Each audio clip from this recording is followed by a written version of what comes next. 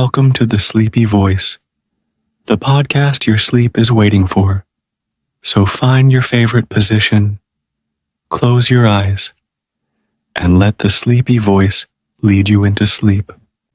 Tonight, we're drifting gently into the slow, winding pathways of ancient tales, not the thrilling ones of heroes and gods, but the boring ones.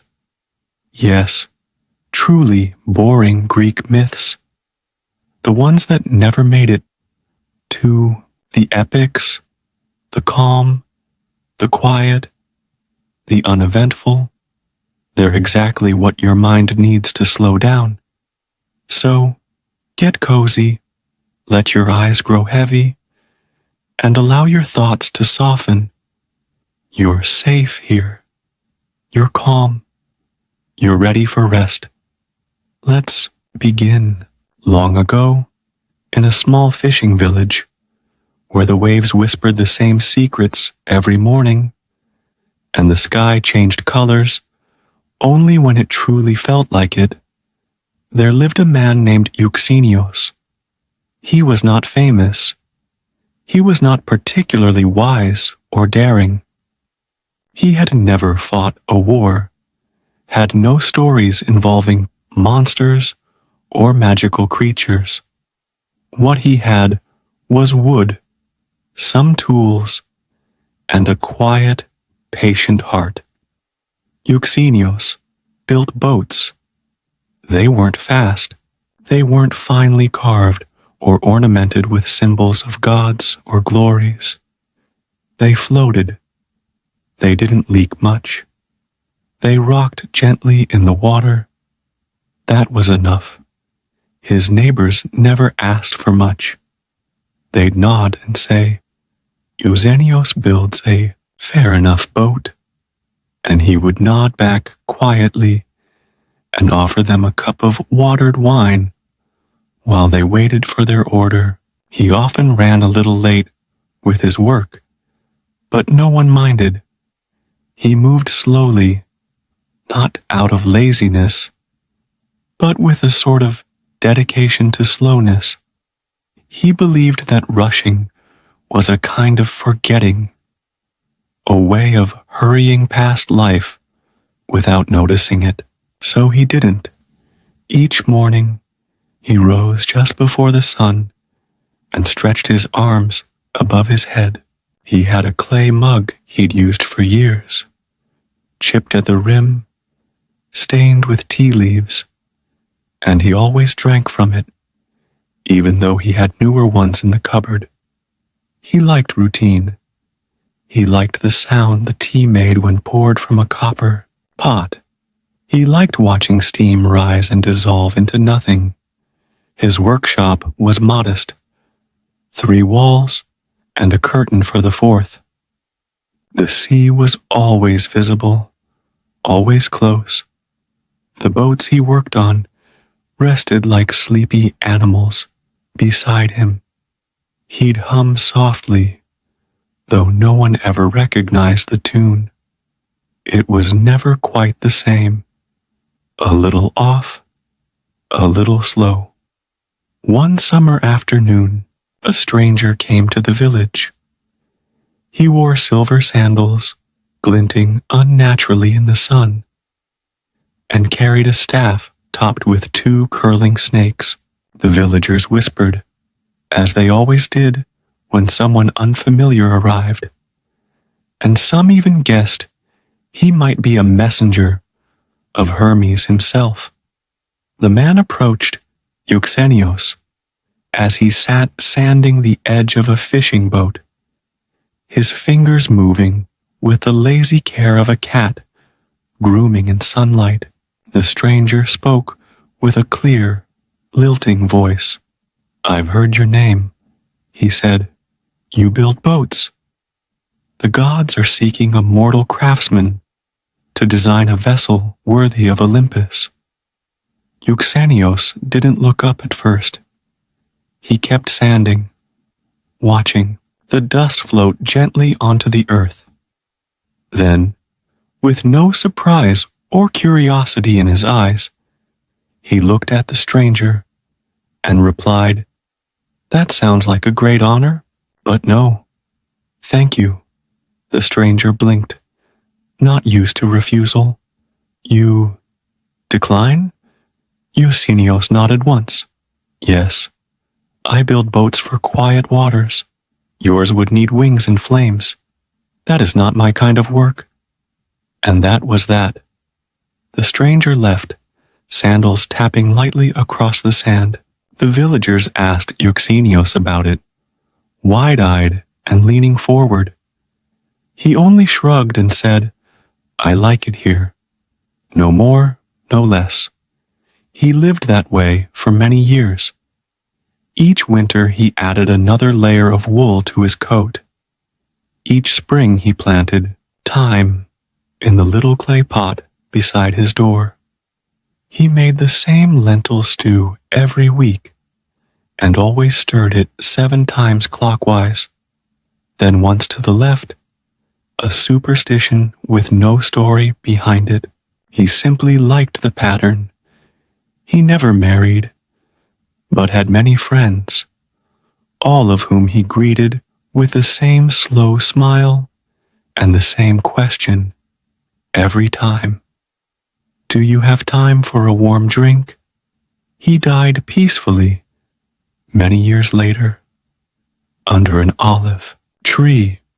No songs were written, no statues were made, but one boat, older than most, still floats in that village harbor.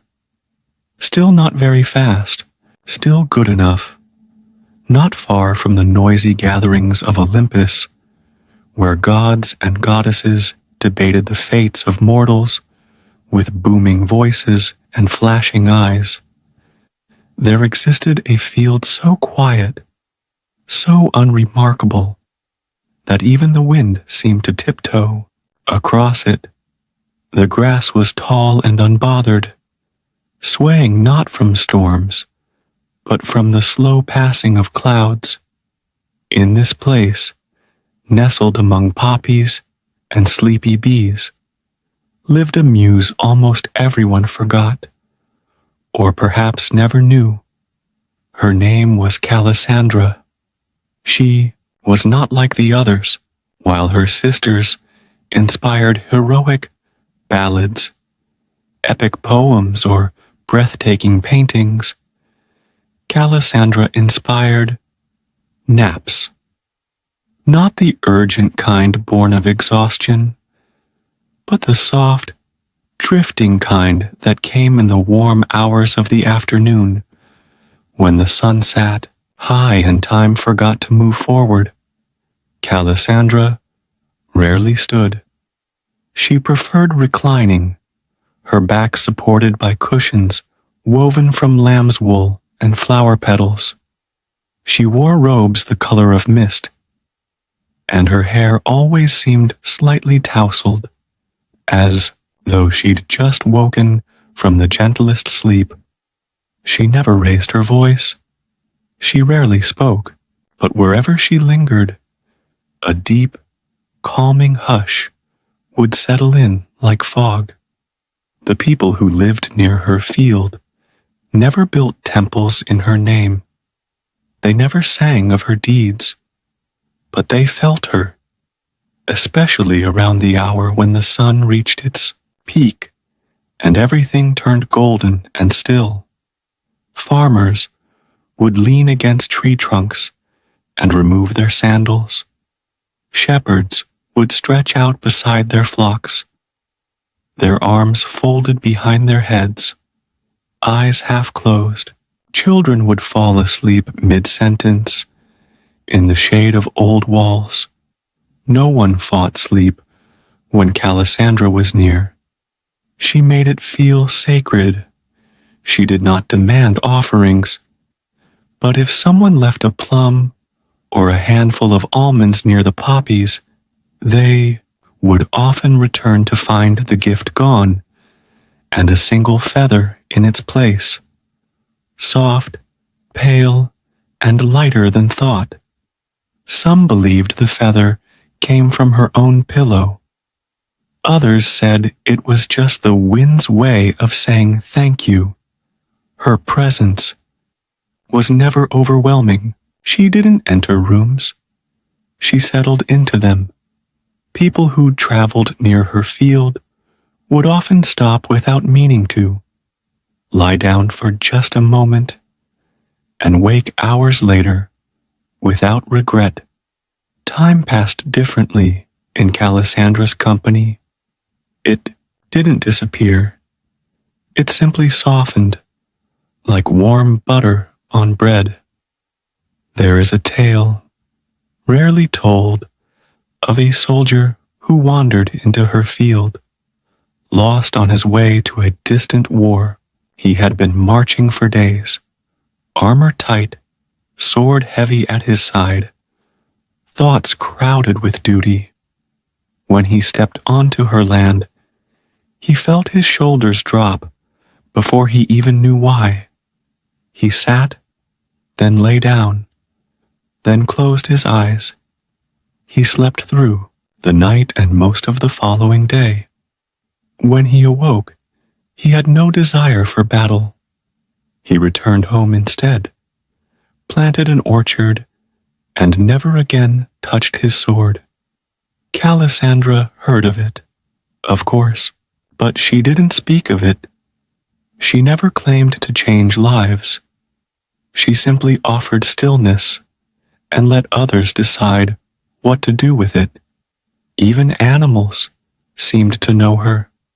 Birds would glide lower when passing above her field, letting their wings rest for just a few heartbeats longer. Hares would curl into little balls beneath her flowers, trusting that they would not need to run today. Bees, busy in every other part of the world, would hover lazily here, buzzing like half-forgotten lullabies. She once visited a town during a particularly hot summer. People were restless. The heat made tempers short and nights uncomfortable. She didn't knock on doors or announce her arrival. She simply walked through the narrow streets, trailing her fingers along stone walls and windowsills. That evening, a breeze rolled through the village, slow, steady, carrying the scent of chamomile and clean sheets. Windows were opened. Curtains swayed. People sat on their porches and spoke softly, or not at all. That night, for the first time in weeks, no one tossed and turned. They just slept. There was no festival in her name, but every year, when the poppies bloomed in that quiet field, a few old souls would journey there. They didn't bring instruments or candles, just blankets. And when they lay down on the grass, they didn't speak of dreams or divine visitations. They simply closed their eyes and let themselves be held by the hush. Calysandra had no throne, no crown. She wore slippers, worn thin by soft footsteps. Her laughter, when it came, was the sound of fabric brushing skin. She didn't create stories worth retelling at feasts. She created pauses, small, sacred pauses in the noise of life. Moments when breathing became slower, thoughts became lighter, and everything felt just far away enough not to worry about. She watched the world from a distance, not because she felt separate from it, but because she wanted it to rest, to breathe, to remember the pleasure of doing absolutely nothing at all. In the southern curve of a quiet hillside, where olive trees grew short and stout, and the sun moved slowly across the sky, as if it, too, had nowhere important to be, There lived a man named Tiamandros. He wasn't a philosopher, though he liked to think. He wasn't a craftsman, though he once carved a spoon from driftwood and used it proudly every morning. He had no lineage to speak of, no quest to complete, no tales of wild beasts or divine encounters. What he did have, however, was a fondness for tortoises. Timandros found them soothing, their small, steady steps, their content silence, the way they always knew where they were going, even if no one else did. He began keeping them, slowly, over many years. First 1, then 3, then 10, until he had a whole grove dedicated to them, not penned in, not tied, just shaded, comfortable, with leafy greens and water dishes carved from stone, while others in nearby towns raced chariots or boasted of how fast their horses could gallop from one columned gate to the next. Timandros had an idea of his own. He would hold races too, but his would be quiet, his would be slow. Only tortoises would race. No cheering crowds, no whipping winds. Just the gentle tap of shell on soil, the occasional creak of a turtle stretching its legs, and a long, warm silence that stretched like honey. He announced the first race on a hand-painted sign stuck into the soft earth. Annual tortoise race. All are welcome. Bring a cushion. Snacks optional. That was all. No fee, no fanfare. The villagers came, not in swarms, but in small, curious groups. They brought folding stools, picnic blankets, a few loaves of bread, and jars of olives. Some expected a joke or a trick. But when they arrived and saw Timandros sitting under a fig tree, his lap filled with tortoise names written in faded ink on smooth stones, they understood this was not a joke. It was something else entirely. The track was modest, just a circular path marked with river pebbles, soft dirt in between, shaded by sycamore branches. There were no starting gates, no banners, just 12 tortoises lined up neatly, each with a dab of berry juice on its shell so onlookers could tell them apart. They began the race at midday. By sunset, 3 tortoises had completed 1 full lap. The rest were still wandering, occasionally stopping to inspect a blade of grass or nap in a patch of dappled light. No one seemed to mind. People fell asleep for a while, woke up, shared cheese and dried fruit, and marveled at the soft rhythm of it all. Timandros kept notes in a large, leather-bound book, not just times and placements, but thoughts, observations. Daphne looked upward for a long while today, perhaps studying the clouds. Perseus seemed to hum while walking. Is humming possible for tortoises? Hector stopped to let an ant cross in front of him. Year after year, the races continued. People began bringing their own tortoises. Some traveled from neighboring villages just to watch, not because it was thrilling, but because it wasn't. It was predictable. It was quiet. There was no drama, no shouting, No winners celebrated with wreaths of gold. Just a gentle gathering of slow creatures and slower people. Children would curl up and nap beneath their parents' arms while the race continued around them. Old men leaned on their canes, not saying much, just watching.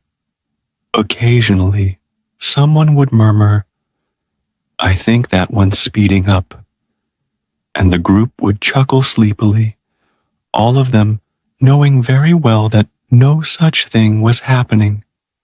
One year, a visitor came from the city. He wore sandals that hadn't touched dirt in years, and his cloak was embroidered with fine threads that caught the sunlight. He asked Timandros if he would consider turning the race into a spectacle, with sponsors, music, betting perhaps.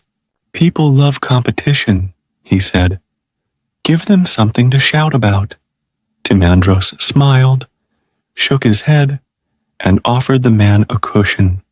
"There's plenty of shouting elsewhere," he said softly. "Let the silence have a corner." The man stayed for a while, and though he never returned, he left his fine sandals behind, choosing instead to walk barefoot home through the fields. The tortoises, of course, knew none of this. They simply continued to walk, one foot, then the next. They did not rush. They did not compete. They moved, because moving is what they do. When they were tired, they stopped. When they felt ready, they continued. Sometimes they finished the race, sometimes they didn't. The result was never the point. Timandros grew older, and so did the tortoises. Some passed on, some were born. The grove remained peaceful, unchanged by time. The path grew smoother with use, and the pebbles took on the round softness of many careful steps. In the evenings, when the light turned golden and the cicadas hummed a song only the trees understood, Timandros would sit beneath the fig tree, his legs covered in a warm woven shawl. His notebook resting beside him, he would sip a mug of warm barley water and close his eyes, listening to the gentle rustling of leaves and the occasional click of a tortoise's toenail against stone. Sometimes he would whisper encouragements, not loud, not insistent, just soft little thoughts that drifted like feathers. "That's it, Aglaya. Keep going, my friend. You've made it halfway, Orestes. No need to rush the rest." He never missed a race. Even when he couldn't stand for long, he was there, watching, smiling, his face gently lined by the years, his breath moving with the same patient rhythm as the creatures he had loved for so long. One summer, during the 50th race, a gentle wind passed through the grove. The sky was pale, the kind of sky that holds its breath between day and evening. A new tortoise had joined that year, smaller than the rest, its shell still soft at the edges. It wandered off the path, paused in a clover patch, and fell asleep. No one woke it. Instead, they sat in silence, waiting, watching, understanding that the race would finish when it finished, and no sooner. That was the beauty of it. No rush, no prize, just the pleasure of motion without urgency, of being in a place where time did not press against your back, where you could breathe slowly, blink slowly, think slow thoughts that never had to arrive anywhere in particular. And in that grove, on that hill, with the scent of fig trees and the faint rustle of distant grass, everything was exactly as it needed to be. There once lived a woman named Lyra in a coastal town where the air always smelled faintly of salt and old stone. The sea was never in a hurry there. It lapped at the rocks with the patience of something that had been repeating itself for eternity, and would gladly do so for eternity more. Lyra's home was tucked between a weathered chapel and an olive press, its walls faded by sun and time, its roof patched in places with driftwood and moss. Nothing about it was special at first glance, but if you lingered, if you looked closely, you might notice the chimes above her door never rang in the wind, only in stillness. You might feel your breath slow just a little as you passed by. Lyra was a listener, not the kind who nods politely at gossip or catches the details of market haggling. She listened in a different way. She heard the hush between the words people didn't say. She heard the weight of a pause, the tremble of a silence held too long, and more than anything, she listened to forgotten things, soft stories that drifted through the cracks of time and settled where no one bothered to sweep. She collected those stories, not with ink or parchment, but by remembering. That was all. She let them live in her memory, the way sea glass lives in sand, weathered, softened, content to be overlooked. She never married, not because she hadn't been asked. She had once by a fisherman who loved her voice but feared her quiet, but because she knew her heart beat best in solitude. She had her garden, she had her books, she had the sea, and she had her stories, which she spoke aloud only at night, to no one in particular, and always in a voice as gentle as the tide, retreating over smooth pebbles. Children would sometimes gather on her worn stone steps in the evenings, not expecting games or sweets, just to listen. She didn't perform. She didn't gesture wildly or change her tone. She simply spoke, slowly, like someone reading a letter they'd memorized decades ago. Her stories were long, very long, the kind that drifted, doubled back, forgot their own middle, and arrived at an ending that wasn't quite an ending at all. But the children never complained.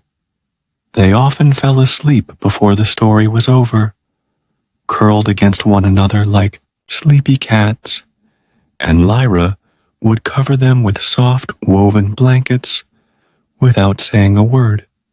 She didn't tell the stories of gods who roared across mountains, or heroes who slayed a dozen monsters before breakfast.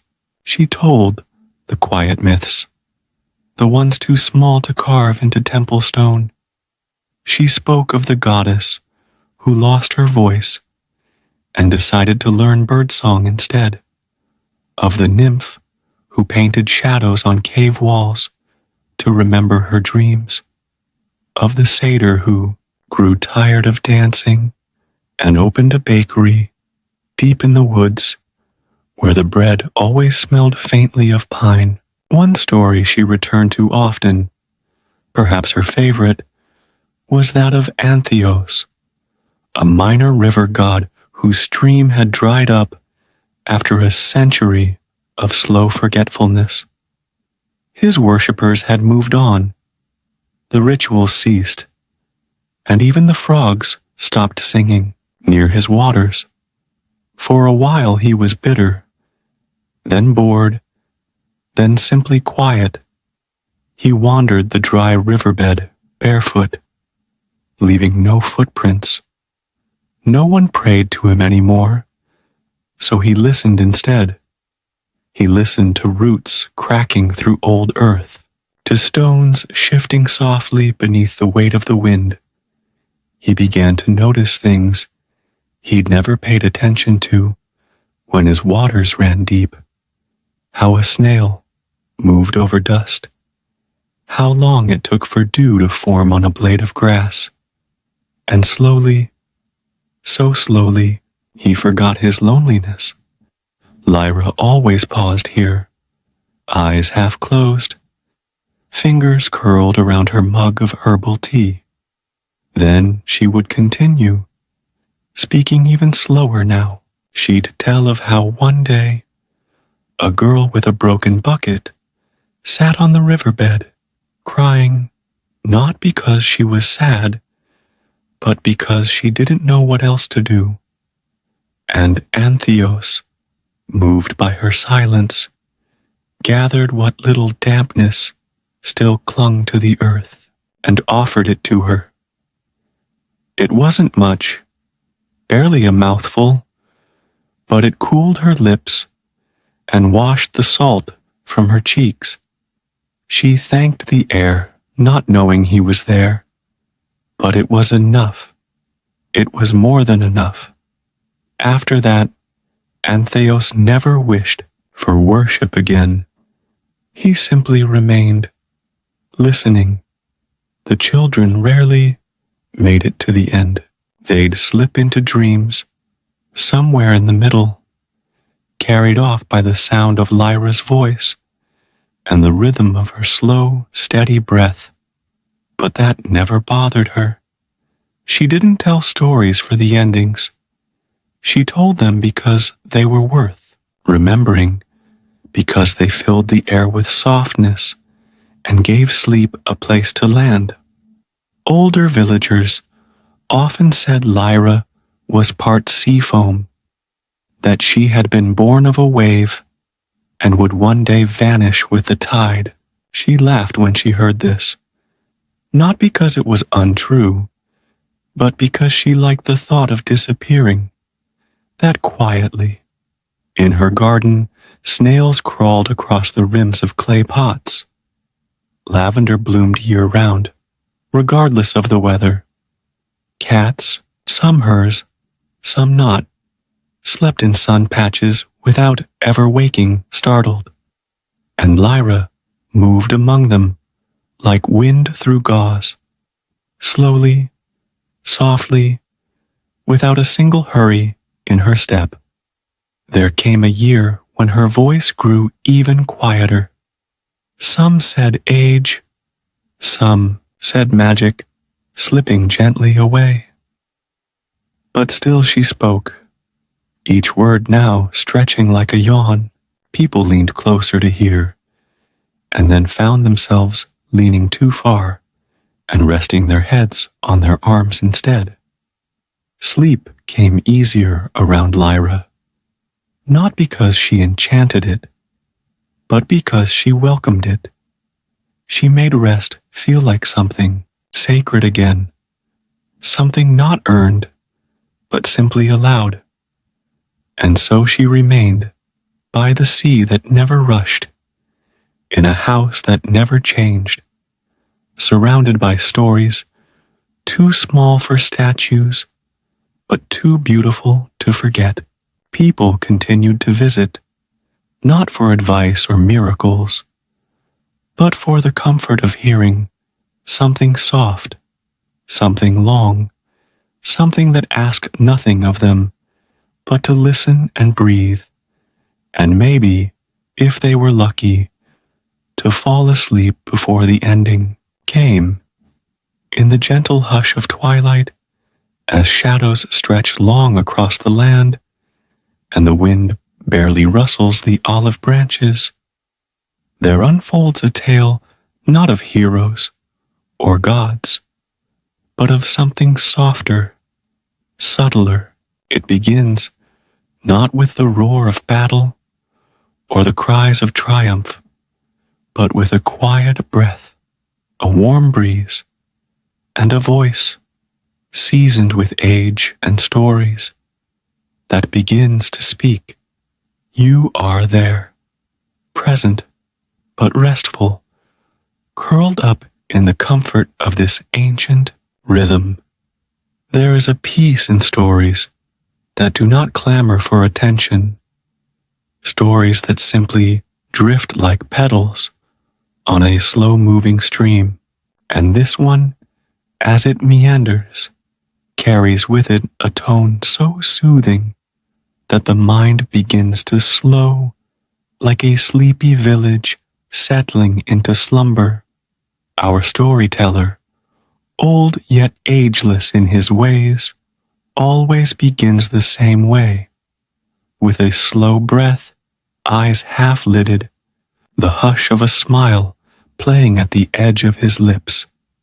He speaks of myths, not often told, the ones without glory, the forgotten corners of Greece's grand tapestry. He doesn't bother with the valor of Achilles or the cunning of Odysseus. No, tonight he speaks of Linos, a shepherd who once lived in the hills above Corinth. Linos, who never lifted a sword, whose only war was with the stubbornness of goats. Yet his days were filled with purpose, watching the sky, whispering to the breeze, and playing soft melodies on his lyre to soothe the animals and perhaps himself. The children who used to gather around the old man would always yawn when he started, not because they were bored, but because his voice flowed like warm honey, wrapping around them with the heaviness of dreams. Linos, he would say, had the gentlest heart in all of Greece. He could calm the storms in others with a look, with a gentle hand. He believed the stars had their own quiet music, and at night, lying in the grass, he would try to hum it. No one ever remembered the tune, not even him. But that wasn't the point. It was the trying, the stillness, the simple being. And so the myth of Linos grew not from feats, but from his peaceful days. One story tells of the time he found a baby owl with a broken wing, cradled it in his cloak, and fed it figs and breadcrumbs until it flew again. Another, of the day he sat beside an old tree stump for hours, because he heard it groan softly in the wind and thought it might be lonely. People laughed at Linos, sometimes not unkindly, but they never felt as rested as they did after sitting beside him. There was something in his presence that reminded them to breathe deeply, to walk slowly, to listen to the silence between sounds. And so, the myth, if you can call it that, became the legend of quiet, the belief that stillness, too, could echo through time. Further west, beyond the vineyards and the soft curve of riverbanks, was an old woman named Thyra. Her story, too, finds a place in the storyteller's repertoire. She was known not for her wisdom or wit, but for her patient weaving. Her loom creaked and sang each morning as she sat cross-legged, casting thread with rhythm that seemed to lull the very bees into a trance.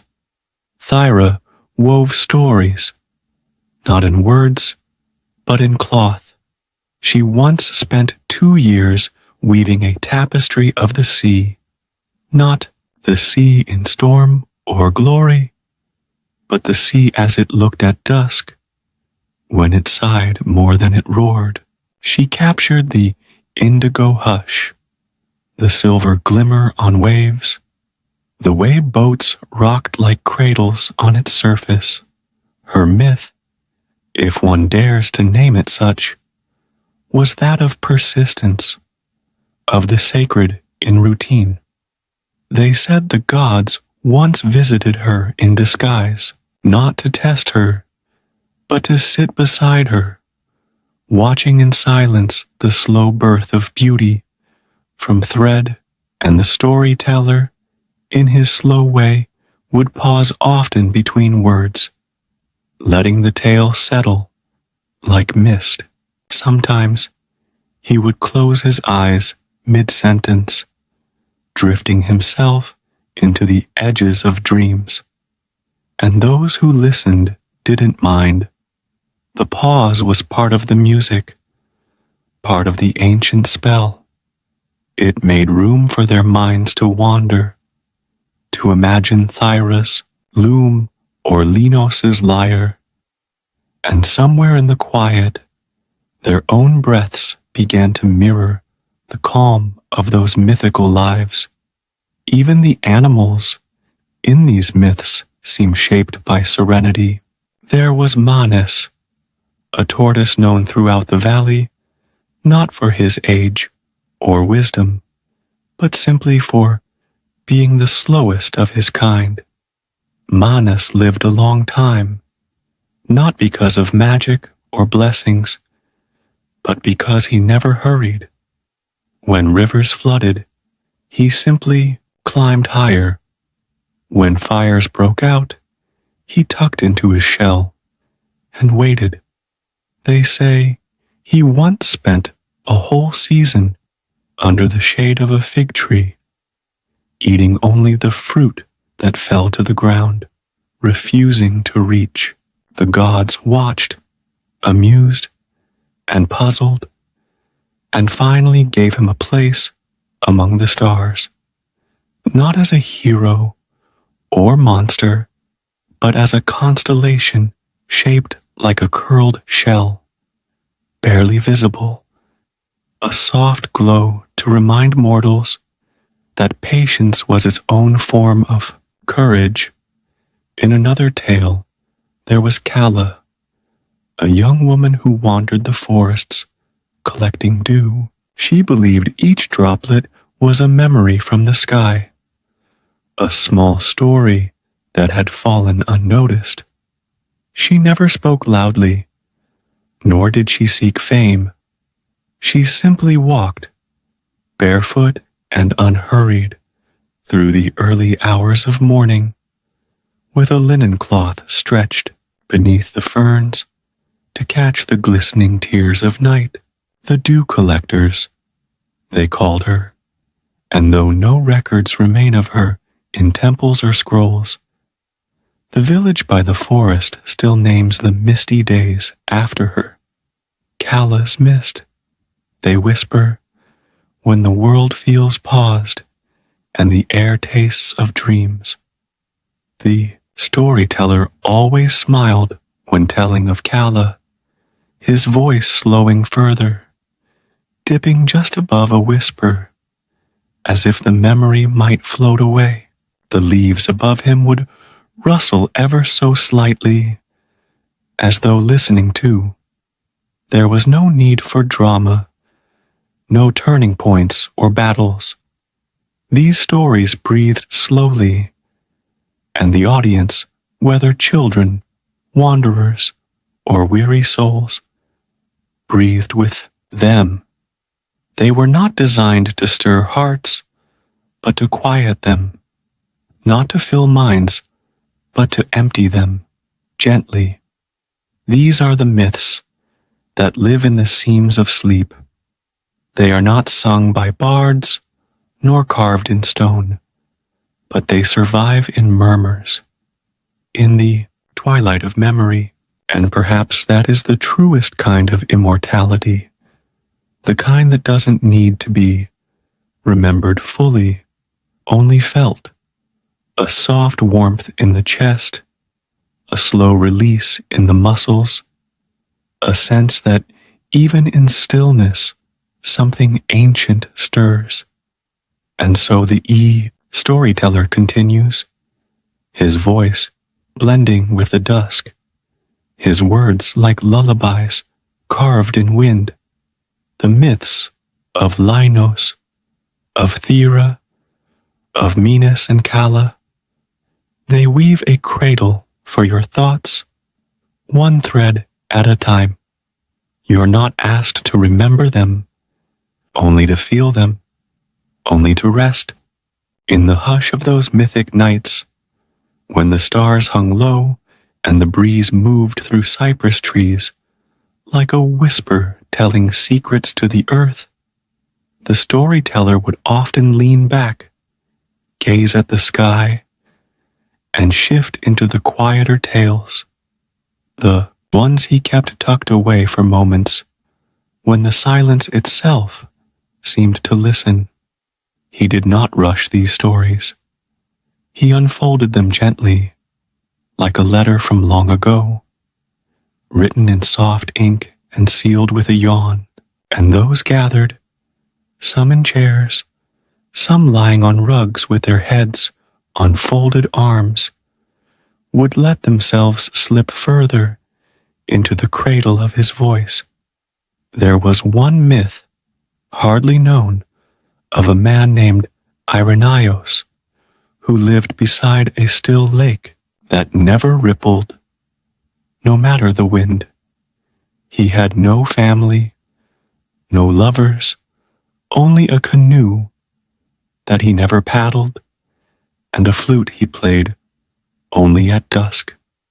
Irenaeus believed the lake could dream. He would sit at its edge for hours, watching the surface for tiny signs, a shift in reflection, a blink of a lily pad. The villagers thought him touched by loneliness, but he never seemed lonely. There was a softness to him, like the breath that comes just before sleep. He never spoke loudly. Even his laughter, rare and quiet, was like the sound of water slipping through reeds. One summer, a traveler came to the village, carrying scrolls and instruments, and the busy energy of someone always looking for meaning. She heard of Irenaeus and his dreaming lake, and scoffed at the thought. But still, she visited. She found him there, as expected, sitting barefoot in the sand, his flute resting across his knees like a sleeping bird. She asked him questions about the lake, about gods, about the secrets he claimed to hear. He only smiled and said, "It dreams of clouds and turtles, sometimes of the moon." She laughed, but gently, not unkindly, and she stayed. She stayed for 7 days, then 10. In the end, she forgot her questions. She forgot her theories. She sat beside him in the quiet and began to feel time stretch and breathe.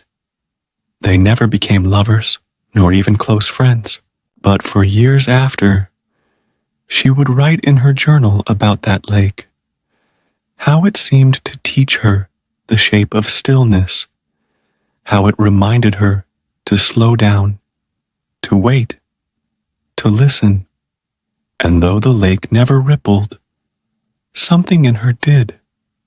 The storyteller, by now, would usually let a long silence follow this tale.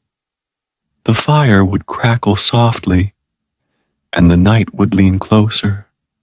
He might sip his tea or run his fingers along the fabric of an old shawl, and then, when he felt the hush settle deep, he would speak again, this time of Thea, a girl who grew up believing shadows had names.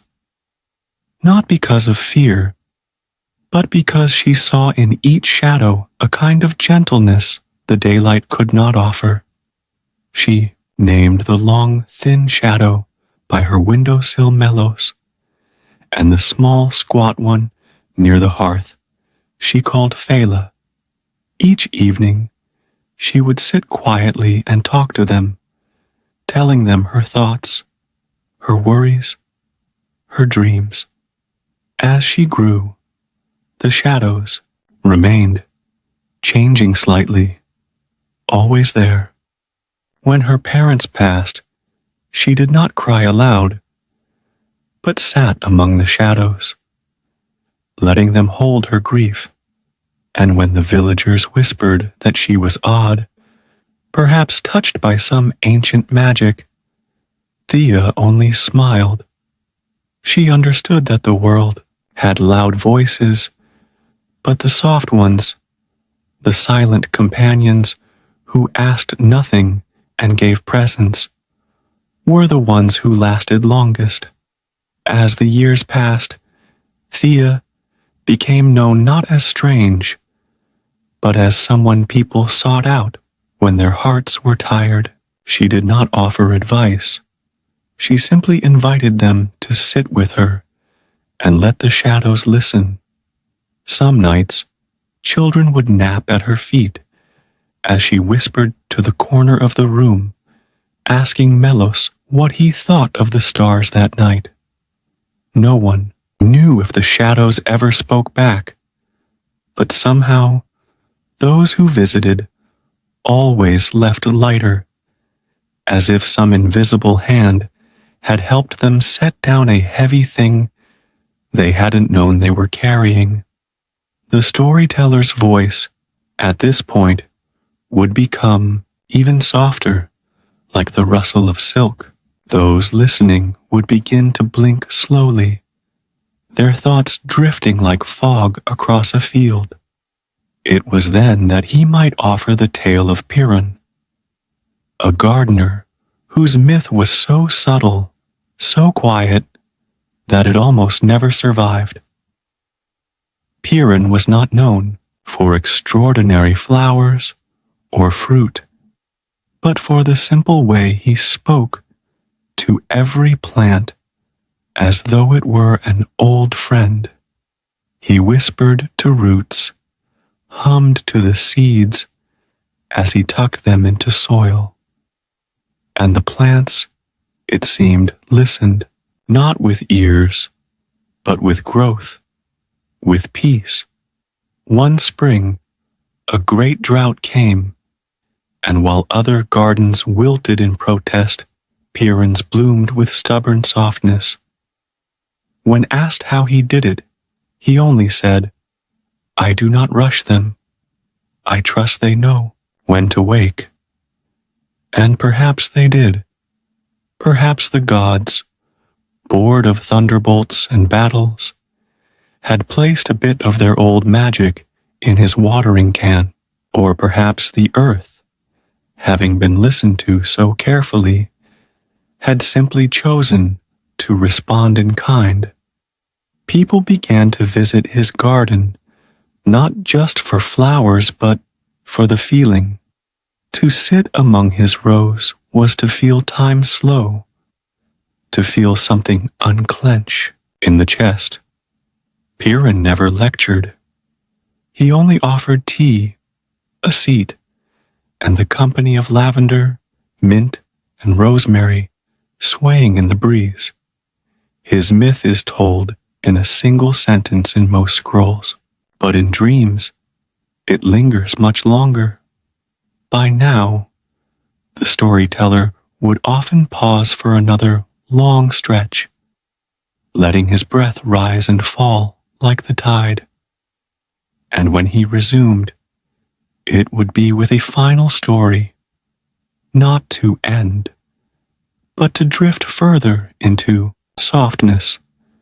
This tale was of Lysandra, a woman who once held the job of polishing mirrors in a forgotten temple.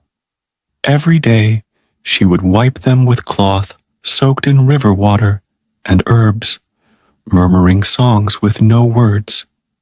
The mirrors were said to show not the face, but the feeling behind it. And so, her task was sacred, though quiet. She never asked what the visitors saw. She only offered them a moment to look, to weep, to smile faintly, and leave without explanation. Lysandra never married, never moved far from the temple, but her hands held the memory of every face that had ever leaned close to glass and found some truth staring back. At night, she would walk through the empty corridors, her steps echoing like slow heartbeat. She often sang, not for an audience, but for the mirrors, to remind them of kindness. Her voice was said to make the flames in the lamps flicker with emotion, and when she grew old, the temple grew quiet with her, as if in reverence. Some say that when she died, the mirrors stopped reflecting, not because their magic had faded, but because they chose to remember only her. And now, in distant dreams, her song can still be heard, not in the waking world, but in that heavy moment before sleep takes hold, when you are neither here nor there, and your soul listens with more care than your ears. The storyteller, perhaps sensing the weight of these memories, would close his eyes for a moment then, but his voice remained as though carried now by wind, by old stories passed from lip to lip in the night. These were not the myths of triumph. They were not loud or glorious, but they wrapped around the heart with a different kind of power, a power so gentle it was often mistaken for nothing at all. Yet in their quiet, they healed. In their slowness, they soothed. And in their near-forgotten beauty, they gave sleep the shape of something sacred. And now, dear listener, as you float through the echoes of these gentle myths, your breath slows, your body softens. There is no need for action or drama or meaning tonight, only calm, only the quiet rhythm of a story that asks nothing from you. Sleep well and dream slowly.